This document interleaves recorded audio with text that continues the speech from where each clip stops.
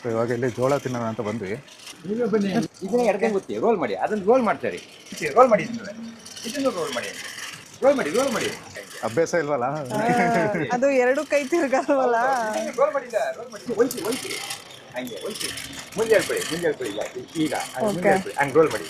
ಹಂಗೆ ಹಂಗೆ ಹಂಗೆ. ಖಾರ ಜಾಸ್ತಿ ಬೇಡ.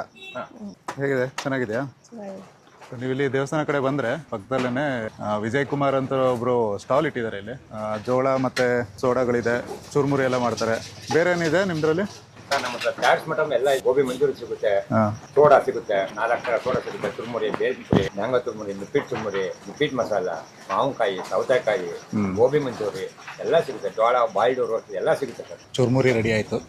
ಮಾವಿನಕಾಯಿ ಚುರುಮುರಿ ಇದು. ಹಾಂ, ಎಷ್ಟು ಗಂಟೆ ತನಕ ಇರ್ತೀರಾ ಇಲ್ಲಿ? 8 ಗಂಟೆ ಇರ್ತೀವಿ. ಬೆಳಗ್ಗೆ 9 ಗಂಟೆ ಬರುತ್ತೆ. ಸ್ಯಾಟರ್ಡೆ ಸಂಡೇಲಿ ಹೆವಿ ಕ್ರೌಡ್ ಇರುತ್ತೆ. ಬೇರೆ ಗೌರ್ಮೆಂಟ್ ಹಾಲಿಡೇ ರಜಾ ಇದ್ದಾಗ ಮಾತ್ರ ಜಾಸ್ತಿ ಜನ.